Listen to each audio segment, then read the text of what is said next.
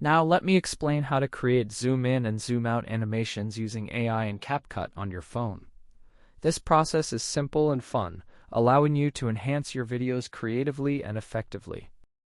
First, let's open your CapCut app and carefully add your chosen video or photo to start the editing process. What do you need, as you see here?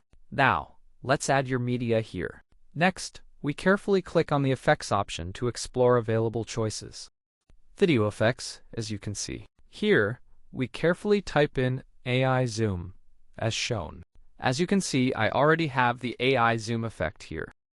Now let's choose your AI zoom effect right here. There are many cool zoom effects available here.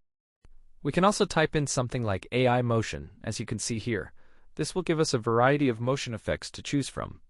Just explore the options available, and you'll find some fantastic effects that can really enhance your video. Let's dive into it. Yes, we also have these amazing effects here.